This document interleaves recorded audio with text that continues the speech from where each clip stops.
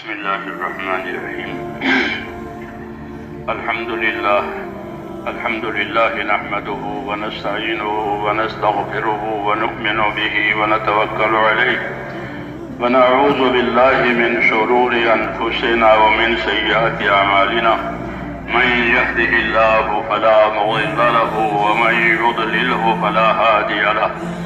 ونشهد أن لا إله إلا الله وحده لا شريك له ونشهد أن سيدنا ومولانا محمدا عبده ورسوله صلى الله تعالى عليه وعلى آله وصحبه وبارك وسلم تسليما كثيرا كثيرا. أما بعد فأعوذ بالله من الشيطان الرجيم. بسم الله الرحمن الرحيم. إن الذين قالوا ربنا الله ثم استقاموا تتنزل عليهم الملائكة ولا تخافوا ولا تحزنوا وأبشروا بالجنة التي كنتم توعدون. نحن أولياؤكم في الحياة الدنيا وفي الآخرة ولكم فيها ما تشتهي أنفسكم ولكم فيها ما تدعون نزلا من غفور رحيم. ومن أحسن قولا ممن دعا إلى الله وعمل صالحا وقال إنني من المسلمين. صدق الله العظيم. بزرگوں اور پیارے بھائیوں، حق تعالی شانہ آپ حضرات کے جمع ہونے کو قبول فرماوے اور اللہ تعالی ہم سب کی مغفرت فرماوے، ہم کو اپنے دین پر قائم دائم رکھے اور جس کام کے لیے اللہ ہم جمع ہوئے ہیں اللہ اس میں بھرپور کامیابی عطا فرمائے۔ سارا مسئلہ جو ہے وہ اللہ تعالیٰ کے ہاتھ میں ہے، کسی کے ہاتھ میں کچھ نہیں ہے۔ اللہ تبارک و تعالیٰ نے میرے دوستوں اپنی قدرت سے سارے اسباب پیدا کیے ہیں، آسمان ہو، زمین ہو، چاند ہو، سورج، ہوا، پانی، تمام چیزیں صرف اور صرف اللہ کی قدرت سے بنی ہے اور اللہ کی قدرت سے وہ استعمال ہوتی ہے۔ دوسری چیز کہ اللہ تعالیٰ نے اپنی نعمتیں اپنے بندوں کے لیے عام کر دی ہے، گویا بندے اس کی نعمتوں میں ڈھکے ہوئے ہیں۔ یہ معاملہ اللہ تعالیٰ کا ہے۔ وَأَسْبَغَ عَلَيْكُمْ نِعَمَهُ، کہ اپنی نعمتوں سے اللہ نے تمہیں ڈھانپ دیا۔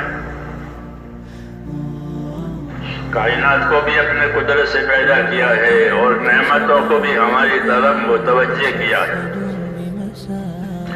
ان دونوں باتوں کی وجہ سے اللہ کا یہ حق ہے کہ صرف اللہ کی مانی جائے اور اللہ کو راضی کیا جائے اور اللہ کے حکم پر اپنی جان مال لگائے جائے۔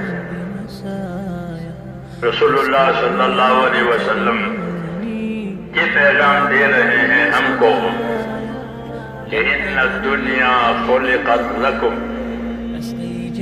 کہ دنیا کو اللہ نے تمہارے لیے پیدا کر دیا۔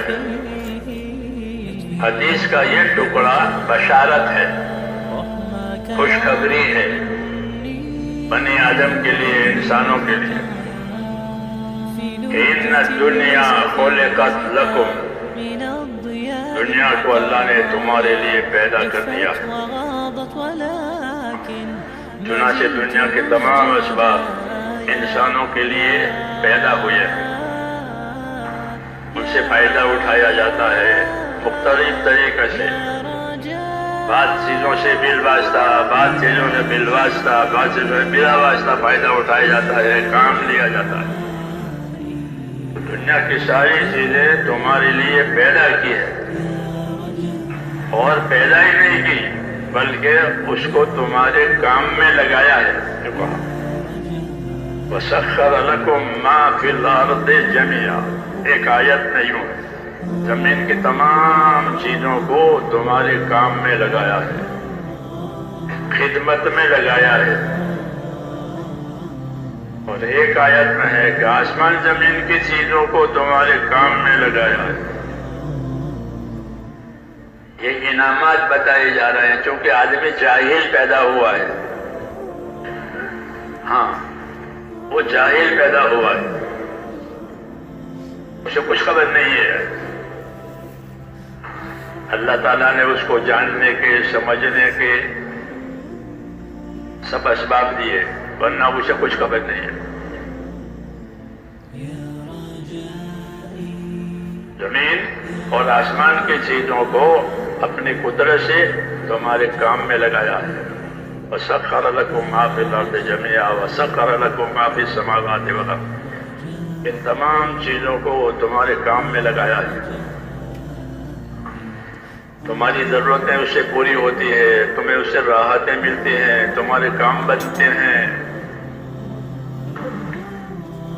بعضوں کا بلا واسطہ، بعضوں کا بال واسطہ ہمارے کام بنتے ہیں کہ اللہ تعالیٰ نے ان چیزوں کو ہمارے کام میں لگایا ہے۔ تسخیر کہتے ہیں اس کو۔ انسان اور جنات کے سوا جتنے مخلوق ہے وہ ہمارے کام کے لیے ہے، قدرت سمجھانے کے لیے ہے، آخرت کی طرف متوجہ کرنے کے لیے ہے کہ ان سے ہمارے کام بنتے ہیں۔ اگر اللہ چاہے تو ان چیزوں سے ہمارے کام نہ بننے دے بلکہ ہلاک کر دے۔ جو فرمایا کہ ہم نے سمندروں کو تمہارے کام میں لگایا ہے۔ وَسَخَّرَ لَكُم مَّا کہ ہم نے سمندر کو تمہارے کام میں لگایا۔ وَسَخَّرَ لَكُمُ الْبَحْرَ، سمندر کو تمہارے کام میں لگایا۔ سمندر کو جا کر کے دیکھے کہ کتنی بڑی مخلوق ہے سمندر۔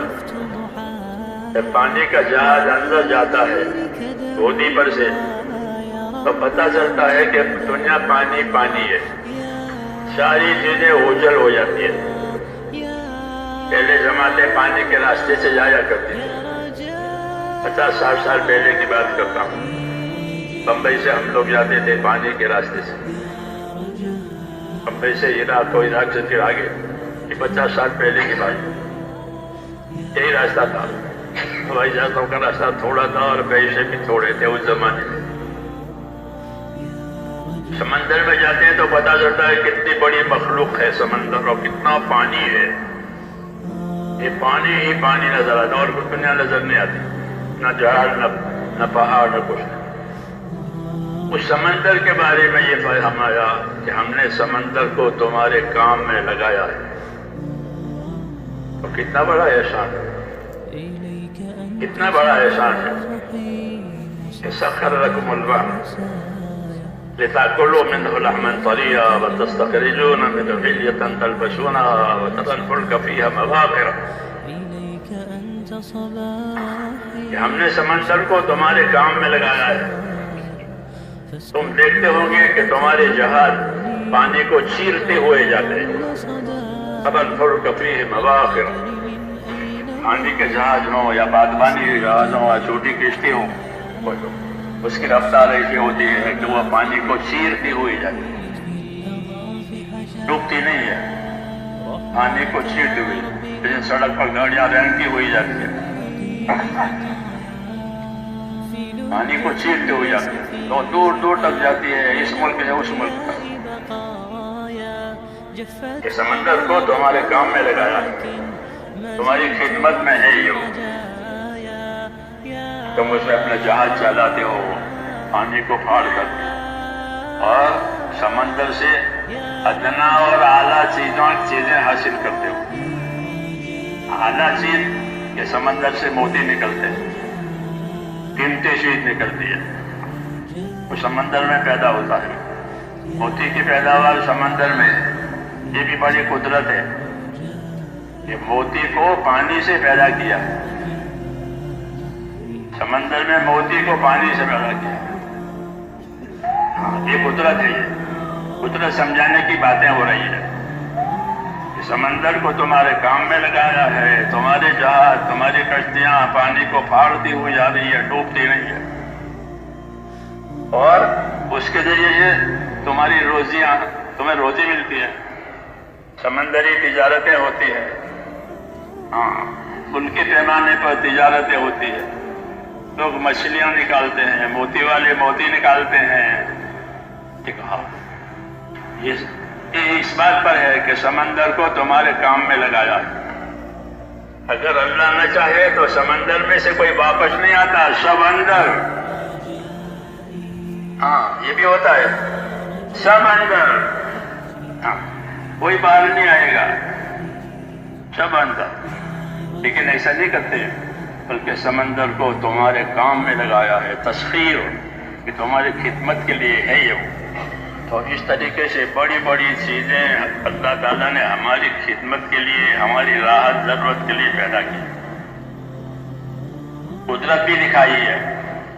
نہ انسان کی کیا طاقت ہے سمندر میں جائے اور واپس آئے، اس کی کوئی طاقت نہیں ہے.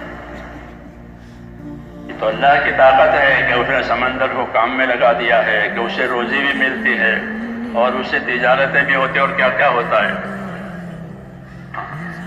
کہ سمندر کو کام میں لگایا، ہوا کو کام میں لگایا، آگ کو کام میں لگایا، بڑی بڑی چیزوں کو، جانوروں کو کام میں لگایا. تسخیر، قرآن پاک میں یہ لفظ ہے تسخیر، کام میں لگانا.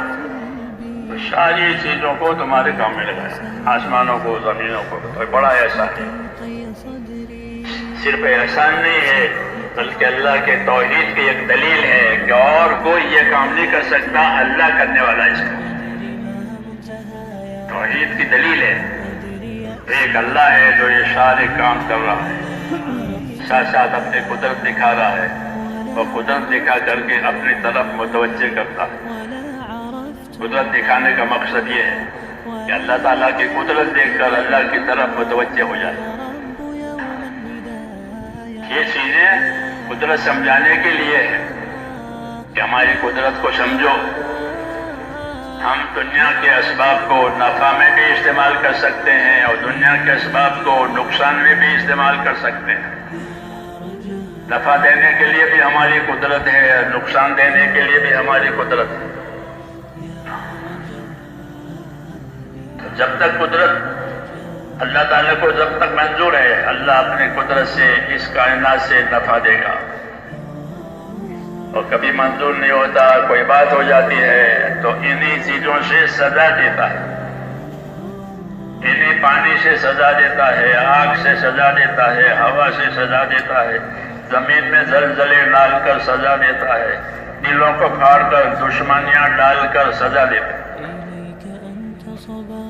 سزا دینے کے بھی اسباب ہیں اور انعام کے بھی اسباب ہیں.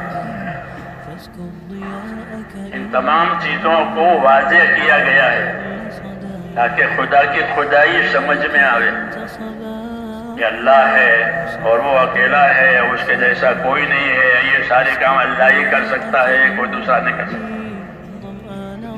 خدا کی خدائی اور اس کی قدرت سمجھانا یہ بھی اللہ کا احسان ہے کہ اللہ تعالیٰ نے اپنی ذات کا تعارف کرانے کے لیے یہ سارے اسباب پیدا کیے اور اس کے نفع نقصان سمجھائے.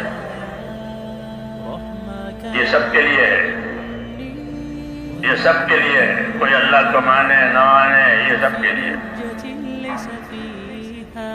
یہ قدرت سمجھانے کے لیے. دوسری چیز قدرت سمجھانا کہ کیوں کرنا کہ اللہ کو اللہ مانے، اللہ کو اللہ جانے. وہی ایک ہے، اس کے سوا اور کوئی نہیں ہے. وہی پیدا کرتا ہے. نفع کی اور نقصان کی ساری شکلیں اس کی طرف سے ہوتی ہے، کسی کی طرف سے نہیں ہوتی. تو اپنی قدرت سمجھانے کے لیے اسباب کی یہ تاثیریں ظاہر کرتے ہیں. یہ بھی اللہ کی طرف ایک دعوت ہے سمجھدار انسان کو. سمجھدار انسان کو اگر وہ اللہ کی قدرت پر غور کرے تو اس کو اللہ کی طرف رخ ملتا ہے. اور اسی لیے یہ باتیں سمجھائی گئی ہے کہ تم دیکھتے نہیں ہو، زمین میں پھرتے ہو کہ زمین میں کیسی کیسی چیزیں ہیں. فلم یسروا فینظروا، یا وہ زمین میں پھرتے نہیں ہیں اور زمین میں پھرتے ہیں تو ان کو دیکھنا چاہیے کہ اللہ تعالیٰ کی کیسی قدرتیں ہیں اور اللہ کی کیسی حکمتیں ہیں. تو قدرتیں سمجھائی ہیں اپنی طرف متوجہ کرنے کے لیے، اور اس کی دعوت دی ہے کہ اس کو دیکھو، اس میں غور کرو، اس میں غور کرو کہ کہ تمہارے نفع کے لیے، تمہارے کام کے لیے، حالانکہ تم نے کوئی سوال اللہ سے نہیں کیا تھا، سوال کرنے سے پہلے یہ اشارہ کر دیا، اللہم یا مبدع النعم قبل استحقاقها۔ حضور صلی اللہ علیہ وسلم اللہ تعالیٰ کی تعریف کے کلمات کبھی کبھی فرماتے تو کہتے اے وہ پروردگار جو نعمت دینے میں اپنی طرف سے ابتدا کرے، کوئی مانگے نہ مانگے، کوئی حقدار ہے نہیں حقدار ہے، سب کو دیں گے، کوئی مخالف ہے موافق ہے انکار کرے تو بھی دیں گے۔ دینا اللہ تعالیٰ کا اظہار کرم کے لیے ہے، اور بنانا اللہ کا قدرت سمجھانے کے لیے ہے۔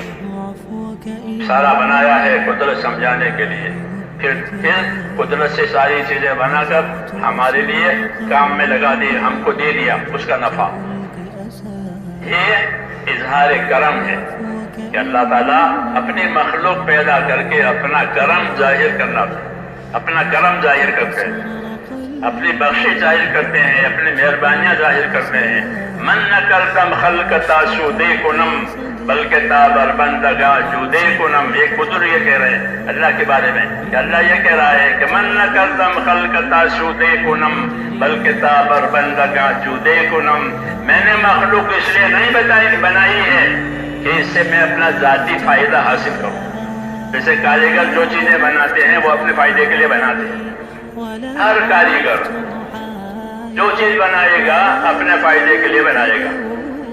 کمار برتن بنائے گا مٹی کے، وہ اپنے فائدے کے لیے، مٹی کے برتن بنا رہا، اس کا کوئی مٹیریل نہیں ہوا لیکن وہ بنا رہا ہے اپنے فائدے کے۔ ہر کاریگر اپنی کاریگری اپنے نفع کے لیے استعمال کرتا ہے، رزق سیتا ہے اپنے لیے۔ جی ہاں، ایک اللہ ہے، بے نیاز ہے، کریم ہے کہ وہ کرتا ہے بندوں کے لیے۔ یہ امتیاز ہے اللہ کی ذات کا کہ من نہ کردم خلقتا سودے کنم بلکہ تابر بندگا جودے کنم۔ یہ بزرگ کہہ رہے ہیں کہ اللہ یہ کہہ رہا ہے کہ میں نے یہ ساری چیزیں بنائی ہیں میرے ذاتی فائدے کے لیے نہیں۔ اللہ تو اپنی کبریائی کے ساتھ، اللہ اپنی بڑائی کے ساتھ، اللہ اپنے قدرت کے ساتھ جیسے پہلے تھے ویسے ہے اور ویسے رہیں گے۔ کوئی چیز اللہ پر اثر نہیں ڈالے گی، وہ اپنی شان بان کے ساتھ ویسے ہی ہے۔ یہ جو کچھ ہوگا تو کہتے ہیں اپنے بندوں پر، اپنی مخلوق پر کرم کرنے کے لیے، کہ مخلوق پر کرم کرنا ہے، مخلوق پر بخشش کرنی ہے، مخلوق پر عنایات اپنی متوجہ کرنی ہے۔ کتنا بڑا احسان کہ اسباب بھی پیدا کیے اور اسباب کے اثرات کو، اسباب کے نفع کو اپنی مخلوق کی طرف متوجہ کیا کہ اس فائدہ اٹھاؤ۔ اور اس میں دوست دشمن نہیں دیکھا جاتا، کون اللہ کا دشمن ہے کون اللہ کا ولی ہے۔ دشمن بھی آوے وہ بھی کھائے، دوست بھی آوے وہ بھی کھائے۔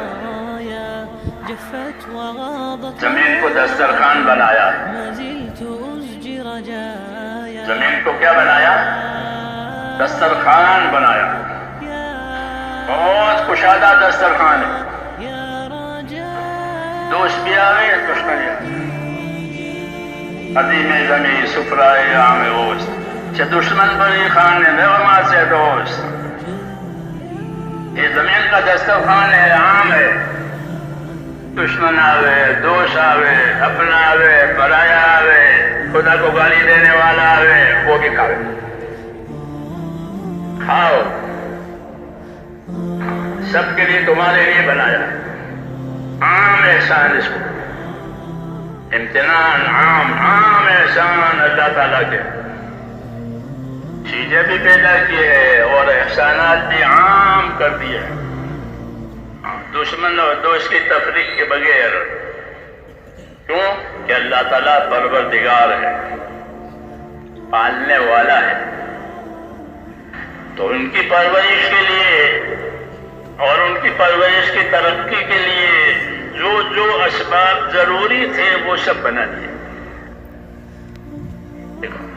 پرورش کے لیے، اور صرف پرورش نہیں، پرورش کر کے ترقی کے لیے جو جو اسباب یہ ضروری تھے وہ سب دے دیے، اور اپنے نعمتوں سے اپنے بندوں کو ڈھانپ دیا۔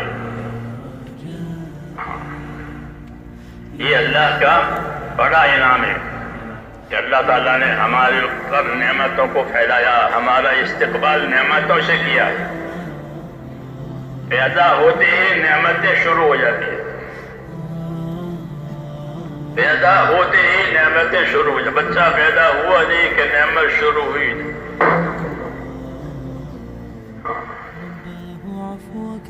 کہ پیدا ہوا محتاج پیدا ہوا، جب محتاج پیدا کیا ہے تو محتاج نہیں رکھیں گے بلکہ حاجت پوری کریں گے، اور صرف حاجت نہیں پوری کریں گے، راحت دیں گے، حاجت سے اوپر، حاجت سے اوپر،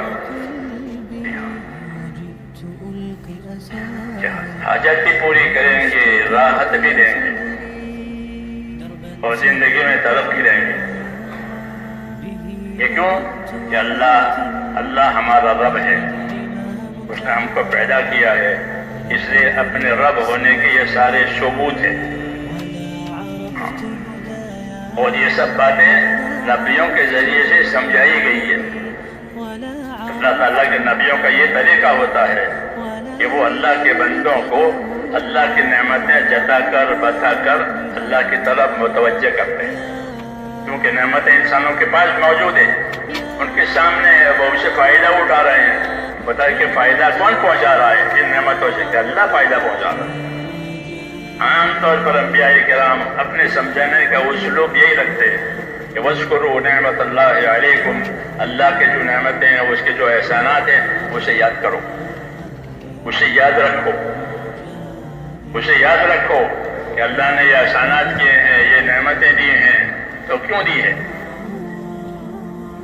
کیا اللہ کو اپنی کوئی اکثریت بنانی ہے اس لیے دی ہے؟ کہ نہیں، اللہ تعالیٰ کو اپنی اکثریت نہیں بنانی ہے۔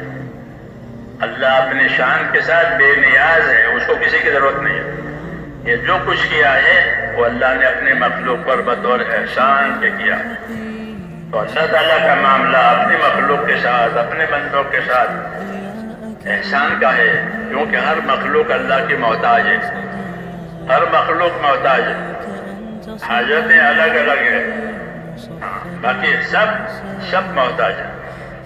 اس لیے اللہ تعالیٰ نے ان کو محتاج پیدا کر کے محتاج نہیں چھوڑا، بلکہ اپنی خدائی سمجھانے کے لیے ان کو نعمتیں دی ہیں کہ دیکھو تمہاری یہ ضرورتیں تھی، ہم نے تمہارے لیے یہ کر دیا ہے، تمہاری ضرورتیں ہم نے تمہارے لیے کری۔ یہ بھی ایک طرح سے اللہ کی طرف ایک دعوت ہے کہ آدمی سوچے کہ اتنے سارے احسانات مجھ پر کیے ہیں تو اس کا کتنا بڑا حق ہے۔ اس لیے میرے بزرگوں، اللہ تعالیٰ نے ایک تو اپنے احسانات، اپنے نعمتیں دکھا کر اپنے طرف متوجہ کیا ہے، دوسرا اپنے احکامات دے کر کے اللہ نے اپنی طرف متوجہ کیا ہے، اور وہی اصل مقصد ہے، وہی اصل مقصد ہے کہ نعمتوں کے ذریعے سے اللہ تعالیٰ سے تعلق پیدا ہو جائے، کیونکہ نعمت کا ملنا یہ احسان ہے، اور قاعدہ یہ ہے کہ ہر محسن کی محبت دل میں آتی ہے۔ جو بھی یہ احسان کرے تو احسان کرنے والے کی محبت کو انسان بھی تسلیم کرتا ہے اور جانور بھی تسلیم کرتا ہے، جانور بھی تسلیم کرتا ہے کہ جانور مانوس ہو جاتا ہے احسان کی وجہ سے، حالانکہ وہ وحشی ہے، جانور وحشی ہے، اس کے اندر وحشت ہے، وہ انسانوں سے خوف کھاتا ہے، لیکن جب انسانوں کی طرف سے احسان ملتا ہے تو مانوس ہو جاتا ہے، خدمت کے لیے تیار ہو جاتا ہے، جی ہاں، انسیت پیدا ہو جاتی ہے احسان کی وجہ سے۔ تو اللہ تعالیٰ نے اپنے احسانات کے ذریعے سے اپنی ربوبیت کا حق ادا کیا ہے تاکہ لوگ اپنے بندگی کا حق ادا کریں۔ اس لیے انعامات اور احسانات اور نعمتوں کے آنے میں ہمارے لیے ایک دعوت ہے، اللہ کی طرف سے ان نعمتوں کا دینا یہ بھی ایک دعوت ہے کہ اللہ نے تمہارے ساتھ یہ نعمتیں دی ہے تو کیا کرو گے؟ جب اس نے نعمتیں دی ہیں، احسانات کیے ہیں، تو ہم اس کی تابعداری کریں گے۔ اس لیے کہ قاعدے کی بات ہے کہ ہر احسان کرنے والے کی محبت وہ دل تسلیم کرتا ہے، دل مانتا ہے، یعنی اس کی محبت دل میں آ جاتی ہے، مانو شدہ انسان ہو یا جانور۔ یہ پہلا اکرام ہے کہ اپنی نعمتیں دے کر اپنی طرف متوجہ کیا۔ خصوصاً انسانوں کو نعمتیں تو تمام مخلوق کے ساتھ ہے، خصوصاً انسانوں کے ساتھ کہ اللہ کی بڑی نعمتیں ہیں۔ وَلَقَدْ كَرَّمْنَا بَنِي آدم، ہم نے بنی آدم کا بڑا اکرام کیا ہے۔ ابن عباس فرماتے تھے کہ اللہ نے اکرام کی ایک شکل یہ کی ہے کہ تمام جانور کھانے میں اپنا منہ استعمال کرتے ہیں۔ میری بات سمجھ آ رہی؟ تمام جانور کھانے میں منہ استعمال، مرغی چونچ استعمال کرے گی، مرغی چونچ استعمال کرے گی، اس کو ہاتھ نہیں دیے، وہ اپنا منہ استعمال کرے، چاہے گندی جگہ ہو چاہے اچھی جگہ ہو، اس کو اپنے کھانے کے لیے منہ استعمال کرنا پڑے گا۔ بنی آدم کے لیے ایسا نہیں ہے کہ بنی آدم کا اکرام کیا ہے کہ وہ منہ نہیں لگائے گا بلکہ ہاتھ سے اٹھا کر کھائے گا۔ یہ کہہ رہے تھے عباس، وَلَقَدْ كَرَّمْنَا بَنِي آدم، حَمَلْنَاهُمْ فِي الْبَرِّ وَالْبَحْرِ۔ دوسرا اکرام یہ کیا ہے کہ زمین میں بھی، خشکی میں بھی اور پانی میں بھی ہم نے اس کو چلایا ہے۔ یہ سڑک پر بھی چلے، یہ ہوا میں بھی چلے اور یہ پانی میں بھی چلے۔ ہاں، یہ اس کا اکرام ہے، یہ اس کا اکرام ہے کہ وَحَمَلْنَاهُمْ فِي الْبَحْرِ وَالْبَحْرِ۔ دوسری کسی مخلوق کے لیے بات نہیں ہے۔ ہاں، یہ سلامتی کے ساتھ زمین پر بھی چلے اور سلامتی کے ساتھ یہ سمندر میں بھی چلے۔ حَمَلْنَاهُمْ فِي الْبَرِّ وَالْبَحْرِ، یعنی سوار ہو کر چلے۔ یہ دوسری مخلوق سوار ہو کر نہیں چلتی، ہاں وہ خود چلتی ہے زمین پر، اور مچھلی خود تیرتی ہے۔ یہ سمندر میں اور زمین میں سوار ہو کر کے چلتا ہے۔ ہاں، ایک مرتبہ دیا ہے، اس نے کہا وَلَقَدْ كَرَّمْنَا بَنِي آدم وَحَمَلْنَاهُمْ فِي الْبَرِّ وَالْبَحْرِ، اور ہم نے اس کو اٹھائے رکھا ہے، خشکی میں بھی اور سمندروں میں بھی، کہ سوار ہو کر جاتا ہے، گاڑیوں میں جاتا ہے، جانوروں پر جاتا ہے، سڑک پر۔ ہاں، بڑے بڑے لوگ پہلے زمانے میں ہاتھیوں پر سوار ہوتے تھے۔ ہاں، راجہ مہاراجہ بادشاہ یہ لوگ کہ ہاتھی باقاعدہ دیکھتے تھے۔ یہ تو میں آخر تک زمانے تک تھا ہندوستان میں ہمارے، انگریزوں کے زمانے میں ہاتھی بیچے جاتے تھے، ہاتھی خریدے جاتے تھے، کیونکہ دوسرا کوئی بڑا جانور تھا نہیں، کوئی دوسری سی مشینیں بھی نہیں تھی۔ ہم نے اس کو سوار کیا ہے، خشکی میں بھی اور سمندر میں بھی، ایک چیز پر سوار ہو کر کے یہ جاتا ہے، پانی ہو تو حَمَلْنَاهُمْ فِي الْبَرِّ وَالْبَحْرِ۔ اور تیسری چیز اکرام میں وَرَزَقْنَاهُمْ مِنَ الطَّيِّبَاتِ، اور کھانے کے لیے، رزق کے لیے انہیں پاک صاف چیزیں دیں۔ اکرام ہے بنی آدم کا کہ کھانے پینے کے لیے پاک صاف، جو پانی آسمان سے آئے گا وہ پاک ہوگا۔ ماں مبارک کہ ہم نے آسمان سے مبارک پانی اتارا، یوں مبارک یعنی کثیر المنفعت، ایسا پانی اتارا ہے جس میں بہت نفع ہے، ایسا پانی اتارا اکرام میں۔ کیا مائے مبارک پانی آسمانوں سے اتارا، تو ساری انسانیت نہیں بلکہ تمام زمین کی مخلوق کی حیات کا ذریعہ ہے۔ یہ قدرت ہے اللہ تعالیٰ کی۔ آدم کی اولاد کا ہم نے اکرام کیا ہے، ان کو خشکی میں سمندروں میں سوار کر کے چلایا ہے، اور روزی کا مسئلہ آیا تو حلال پاک چیزیں کھانے کے لیے دی۔ کہ اللہ تعالیٰ کھانے کے لیے استعمال کے لیے پاک چیزیں ہی دیتا ہے، ناپاک چیز اللہ نہیں دیتا، کوئی خبیث چیز اللہ نہیں دیتا جس میں خباثت اور گندگی ہو۔ یہ الگ بات ہے کہ آدمی اپنا خود اپنی طرف سے گندی چیزوں کو استعمال کرے، وہ الگ بات ہے، ورنہ اللہ کوئی گندی چیز کھانے کے لیے نہیں دے گا، پینے کے لیے نہیں دے گا، کوئی ناپاک چیز نہیں دے گا۔ رزقناہم من الطیبات، ہم نے تم کو روزی میں استعمال کرنے کے لیے پاک چیزیں دی، طیب پاک چیز، اس کی ابتدا بھی پاک، اس کی انتہا بھی پاک، سیاق اور سباق سب پاک، ایسی پاک چیزیں ہم نے کھانے کے لیے دی ہیں، کوئی خبیث چیز ان کو نہیں دی ہے۔ یہ بنی آدم کا اکرام ہے، تمام مخلوق میں سب سے زیادہ اکرام کہتے ہیں انسانوں کا ہے۔ یہ اکرام تو نعمتوں سے ہوا ہے، یہ اکرام کس سے ہوا؟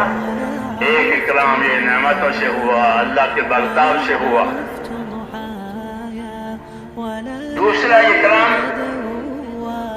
جو اللہ کی طرف سے ہوتا ہے کہتے ہیں وہ ایمان اور احکام سے ہمارا اکرام کیا ہے، ایمان سے ہمارا اکرام کیا ہے کہ اللہ تعالیٰ نے نبیوں کو زمین پر بھیج کر کے ایمان کا سلسلہ جاری کیا ہے، ہر نبی ایمان کی بات لے کر آیا، لا الہ الا اللہ، اس سے بڑا کوئی اکرام نہیں ہے، اس سے بڑا کوئی اکرام نہیں ہے کہ ایمان نصیب کیا نبیوں کے ذریعے سے، کائنات کے ذریعے سے تو یہ ساری نعمتیں دی، اس سے اونچا اکرام کیا کیا کہ ہم کو اللہ تعالیٰ نے ایمان عطا فرمایا، لا الہ الا اللہ آدم شفیع اللہ، لا الہ الا اللہ نوح نجی اللہ، لا الہ الا اللہ ابراہیم خلیل اللہ، لا الہ الا اللہ اسماعیل ذبیح اللہ۔ ہاں، ہر نبی کے ساتھ یہ چیز لا الہ الا اللہ، کوئی عبادت کے لائق نہیں، کوئی کام بنانے کے لائق نہیں، کوئی نفع نقصان کا مالک اور مختار نہیں سوائے اللہ کا، جو کچھ آسمان سے لے کر زمین پر ہوگا وہ اللہ کی طرف سے ہوگا اور کسی کی طرف سے نہیں۔ اللہ کی قدرت ہر چیز کو محیط ہے، گھیرے ہوئے ہے، اللہ کا علم بھی ہر چیز کو گھیرے ہوا ہے۔ اس اللہ کی طرف مائل کرنے کے لیے ہم کو اللہ تعالیٰ نے ایمان کا کلمہ دیا ہے، لا الہ الا اللہ، یہ سب سے بڑا اکرام ہے کہ ایمان کا لباس پہنا دیا نبیوں کے ذریعے سے، ایک اللہ ہے، اسی کی عبادت کی جائے گی، اسی سے مدد لی جائے گی، اسی کی اطاعت کی جائے گی، اور کسی کی عبادت نہیں ہے۔ رسول اللہ صلی اللہ علیہ وسلم نے حضرت معاذ ابن جبل سے پوچھا کہ معاذ آپ کو معلوم ہے اللہ کا کیا حق ہے؟ نبی بتائے گا اتنی بڑی نعمتیں دینے والے کا کیا حق ہے؟ کہ معاذ آپ کو معلوم ہے کہ اللہ کا کیا حق ہے؟ حضرت کیا مجھے نہیں معلوم ہے، مجھے نہیں معلوم ہے۔ فرمایا اللہ کا حق یہ ہے کہ اسی کی عبادت کی جائے گی، اس کے ساتھ کسی کو شریک نہیں کیا جائے گا، لا الہ الا اللہ، ایک ہی اللہ ہے، وہی سب کچھ کرنے دھرنے والا ہے، حالات کو بھی وہی بناتا ہے، نتائج کو بھی وہی پیدا کرتا ہے، جی ہاں، کیفیات کو بھی وہی پیدا کرے، جی ہاں، کمیت کو بھی وہی پیدا کرے، کسی کی تعداد گھٹاوے کسی کی تعداد بڑھاوے، یہ سارا نظام صرف اللہ کے ہاتھ میں اور اس کے ہاتھ میں نہیں، حیات بھی اس کے ہاتھ میں اور موت بھی اس کے ہاتھ میں، اور کسی کے ہاتھ میں کچھ نہیں ہے، باقی سب محتاج ہے اللہ کے اور اللہ کی قدرت کے محتاج ہے۔ یا ایھا الناس انتم الفقراء، اے لوگو تم سب فقیر ہو، تم سب حاجت مند ہو، ہر مخلوق حاجت مند ہے، سب سے پہلے تو اپنے وجود میں حاجت مند ہے، اگر اللہ اس کو وجود نہ دیتا تو یہ وجود میں نہ آتی، آسمان ہو زمین ہو، اپنے موجود ہونے میں وہ اللہ کے محتاج ہے، نفع دینے میں نقصان دینے میں بھی اللہ کے محتاج ہے۔ اللہ چاہیں گے تو وہ چیز نفع دے گی، اللہ نہیں چاہیں گے تو نہیں دے گی۔ ساری دنیا کے انسان مل کر تمہیں نفع پہنچانا چاہیے، ابن عباس سے حضور نے فرمایا کہ سارے لوگ مل کر تمہیں نفع دینا چاہے اور اللہ نہ چاہے تو کوئی نفع نہیں پہنچا سکتا۔ ساری دنیا مل کر تمہیں نقصان پہنچانا چاہے اور اللہ نہ چاہے تو کوئی نقصان نہیں پہنچا سکتا۔ یہ قاعدے کی بات کہی، اور قاعدے کی بات فرما کر پھر رہبری کی۔ آپ اذا استعنت فاستعن باللہ، جب یہ بات ہے تو جب تجھ کو مدد کی ضرورت پڑے اپنے اللہ سے مدد مانگ، اور جب تجھ کو حفاظت کی ضرورت پڑے تو اللہ سے حفاظت مانگ، کیوں کہ سارا مسئلہ صرف اللہ تعالیٰ کے ہاتھ میں ہے اور کسی کے ہاتھ میں نہیں۔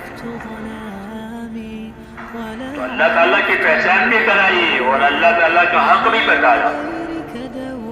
یہی دعوت ہوتی ہے کہ اپنے اللہ کو پہچانے اور اپنے اللہ کا حق ادا کریں۔ اللہ نے دنیا کو دارالحقوق قرار دیا ہے کہ یہ دنیا دارالحقوق ہے، یہاں حقوق آئیں گے، یہاں حقوق ادا کیے جائیں گے۔ آخرت کہ آخرت میں اس حقوق کا بدلہ ہوگا۔ آخرت میں حقوق ادا کرنے کا موقع نہیں ہے، وہ بدلہ چکانے کی جگہ اللہ نے بنائی ہے آخرت کو، اور کام کرنے کی جگہ اللہ نے اس دنیا کو بنایا کہ یہاں عمل ہوگا، یہاں کام ہوگا، یہاں حقوق آئیں گے، یہاں ذمہ داریاں آئے گی، یہاں ذمہ داریاں پوری کی جائے گی، یا حقوق ادا کیے جائیں گے، ہاں صحیح طریقے سے ادا کیے جائیں گے۔ اور آخرت جو ہے وہ بطور بدلہ کے ملے۔ آخرت کی دو صفت ہے، آخرت کی دو بنیادی صفت ہے۔ ایک صفت آخرت کی یہ ہے کہ وہ بدلہ ہے، جو دنیا سے کر کے گیا ہے اس کا بدلہ ہے، تو وہ بطور بدلہ کے دی جائے گی۔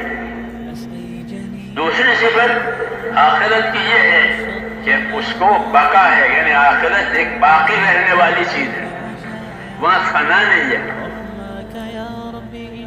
دنیا میں یہ بات نہیں ہے کہ دنیا باقی رہنے والی نہیں ہے، کیونکہ یہ عمل کی جگہ ہے، عمل کی جگہ تھوڑی ہوتی ہے۔ آپ دفتروں میں کام کرتے ہیں تو گھنٹے ہوتے ہیں، اتنے گھنٹے کام کرنا، تو فیکٹریوں میں کام کرتے ہیں کہ اتنے گھنٹے کام کرنا، اتنی ڈیوٹی ہے، پھر چھٹی۔ سالہ پر ڈیوٹی میں نہیں ہو سکتا، تھوڑا ہوتا ہے، تو عمل کے لیے ہے، اس لیے اس کا وقت تھوڑا، اس کا فائدہ تھوڑا، اس کا نقصان تھوڑا، سب چیز تھوڑی، سب چیز تھوڑی تھوڑی، یعنی آخرت کے مقابلے میں تھوڑی، کیونکہ آخرت وہ ایسے جیسے سمندر کے سمندر ہو اور دنیا ایسے جیسے قطرہ ہو۔ یہ بتایا کہ دنیا قطرے کی طرح اور آخرت سمندروں کی طرح۔ اس لیے حضور صلی اللہ علیہ وسلم نے یہ رہبری کی ہے کہ جب دنیا قطرے کی طرح ہے اور آخرت سمندروں کی طرح ہے تو سمجھدار وہ ہے جو دنیا سے آخرت بنائے، دنیا سے آخرت بنائے، کہ فنا ہونے والی چیز سے باقی رہنے والی چیز بنائے۔ جیسے کاریگر ہوتا ہے وہ ادنا چیز سے اعلیٰ چیز بناتا ہے، وہ کاریگر کہلاتا ہے، وہ خالق نہیں ہوتا، پیدا کرنے والا نہیں ہوتا، وہ کاریگر ہی ہے۔ جب میں نے کہا کہ کمار ہے، مٹی سے مٹکا بنا دیا تو 100 150 200 روپے کا ہو جاتا ہے، وہ اس میں اس کی کاریگری لگی ہے اور کچھ نہیں لگا، باقی گالا پانی ہے اور کچھ نہیں ہے۔ کوئی مال مٹیریل اس میں نہیں ہے، اس کی کاریگری لگی ہے، اس کاریگری کی اس کو قیمت ملتی ہے۔ ایک عمل ہے، اس عمل کی وجہ سے وہ قیمت وصول کرتا ہے۔ تو دنیا کو اللہ نے دار العمل بتایا کہ اپنی حاجتوں کے لیے بھی عمل کرنا پڑے گا اور مقصد زندگی کے لیے بھی عمل کرنا پڑے گا. دونوں باتوں کے لیے عمل کیے جائیں گے. اپنے حاجت کے لیے بھی عمل کیا جائے گا. کھیتی کریں گے, نوکری کریں گے, مزدوری کریں گے, کیونکہ دارالعمل ہے. اپنی حاجت کے لیے بھی کام کرو. اللہ نے روزی کے اسباب پھیلا دیے اور حاجتیں ڈالی ہیں. حاجتیں ڈالی ہیں. اگر اللہ حاجت نہ ڈالتے تو روزی کے اسباب نہ بنتے. اللہ تعالیٰ روزی اس طرح نہیں کبھی راشن کارڈ لاؤ اور اناج لے آؤ جیسا ہوتا ہے. جیسے دیکھیں حاجتیں ڈالی ہے اور اسباب پیدا کیے. تو حاجتوں کی وجہ سے اسباب ایک جگہ سے دوسری جگہ منتقل ہوتے ہیں. رزاقیت اللہ کی ثابت ہوتی ہے کہ اللہ رزاق ہے. مثال کے طور پر کہ مجھے بال کٹوانے کی ضرورت ہے اور نائی کو پیسے کی ضرورت ہے. نائی کو پیسے کی ضرورت ہے اور مجھے بال کٹوانے کی ضرورت ہے. یہ قرآن شریف کہہ رہا ہے کہ میں اس طرح روزی دیتا ہوں کہ بعض کی حاجتوں کو بعض کے ساتھ کر دیا تو مجھے بال کٹوانے کی ضرورت ہے اور نائی کو پیسے کی ضرورت ہے. تو نائی بال کاٹے گا اور میں پیسے دوں گا. ایک ہے کہ بعض کی طرف پابند کر دیا, رزق کی راہیں کھولی, حاجتیں بھی دے دی اور روزگار کے دروازے بھی کھول دیے. ہاں یہ اللہ کی قدرت ہے کہ حاجتیں پیدا کر کے روزیوں کا نظام بنایا. وجعل بعضهم بعضا سخریا کہ بعض کو بعض کا محتاج بنایا تاکہ روزی کا سلسلہ چلے. ورنہ اگر حاجتیں نہ ہوتی تو روزی کا سلسلہ نہ ہوتا. تو اللہ تعالیٰ راشن نہیں بانٹتا. اللہ راشن نہیں بانٹتا. جیسے دنیا میں راشن بانٹے جاتے ہیں, غریبوں کو مفت دیا جاتا ہے اور دوسرے لوگوں کو سستے داموں میں سے دیا جاتا ہے. ایسا نہیں کیا, بلکہ اپنی قدرت سے حاجتوں کا ایسا انتظام کیا ہے کہ ایک دوسرے روزی کا ذریعہ بن رہے ہیں اور اللہ کی رزاقیت ظاہر ہو رہی ہے. دونوں کو روزی ملتی ہے. کہ روزی کا ذمہ اپنے لیے اللہ نے اپنے ذمہ لی ہے روزی. تو یہ تو سب میرے دوستوں پرورش کا نظام ہے اللہ تعالیٰ کا کہ ہم کو پالیں گے وہ.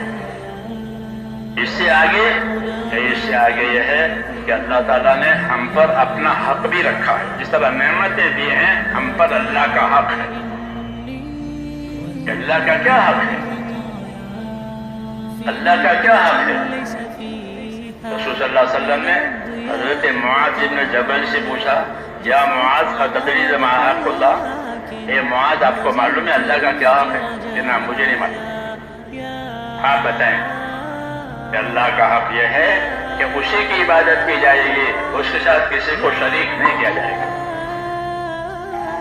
دوسرے الفاظ میں اللہ کا حق یہ ہے کہ اللہ پر ایمان لاؤ, اللہ کو اللہ مانے جیسے وہ اپنے شان صفات کے ساتھ ہے, اور اپنی زندگی میں اس کے حکموں کی تابعداری کریں.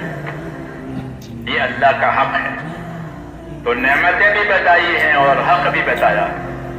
حق اس لیے بتایا کہ دنیا کو اللہ تعالیٰ نے دارالحقوق قرار دیا اور آخرت کو دارالأجور بنایا ہے کہ یہاں حقوق ادا کیے جائیں گے اور آخرت میں اس کا بدلہ دیا جائے گا. اور اس بات کو سمجھانے کے لیے اللہ تعالیٰ نے اپنے نبیوں کو دنیا میں بھیجا ہے تاکہ لوگ خالی دنیا کی حاجتوں میں اور راحتوں میں نہ الجھ جائیں, بلکہ مقصدی زندگی کو سامنے رکھ کر زندگی گزارے. کیونکہ اصل تو مقصد ہے. حاجتیں تو مقصد کے لیے مددگار ہوتی ہے. اگر حاجت مقصد میں رکاوٹ بنے تو اس سے بڑا کوئی نقصان نہیں. یہاں اس سے بڑا کوئی نقصان نہیں ہے کہ اس کی حاجتوں نے, اس کی راحتوں نے مقصد میں ہی آڑ کر دی. اس لیے کہتے ہیں حاجتیں اللہ تعالیٰ نے پیدا کی ہے مقصد میں مدد کے لیے. دنیا حاجت کی جگہ ہے, یعنی دنیا مقصد میں مددگار ہے. مقصد کیا ہے؟ کہ مقصد اللہ تعالیٰ کی عبادت ہے, اس کا دین ہے. یہ اصل مقصد ہے کہ اللہ نے بندوں کو اپنی عبادت کے لیے پیدا کیا ہے اور دین اس کا طریقہ ہے. تو دین اور عبادت یہ مقصد زندگی ہے. اس کی معاونت کے لیے اللہ نے دنیا کو پیدا کیا تاکہ مقصد میں یہ چیزیں مددگار بنے۔ حدیثوں میں ہے کہ وہ دنیا کتنی اچھی ہے، وہ دنیا کتنی اچھی ہے جو دین کے کام میں اور آخرت کے کام میں مددگار بنے۔ ہاں، یہ دنیا مددگار بن گئی دین کے کام کے لیے، آخرت کے کام کے لیے، اللہ کے اطاعت کے لیے دنیا مددگار بنے۔ مسنون دعاؤں میں یہ دعا مانگی ہے، اللہم اعنی علی دینی بالدنیا وعلی آخرتی بالتقوی، کہ اللہ میری مدد فرما، میری مدد فرما، میرے دین کے بارے میں مجھے دنیا دے کر، مجھے دنیا دے تاکہ دین میں میری مدد ہو جائے۔ وہ دنیا بہت اچھی ہے جو دین کے کام میں مددگار بنے۔ ہاں، جو دنیا ہے وسائل اور اسباب کا نام، دنیا وسائل اور اسباب کا نام ہے۔ چھوٹے بڑے قیمتی غیر قیمتی اسباب اور وسائل ہوتے ہیں۔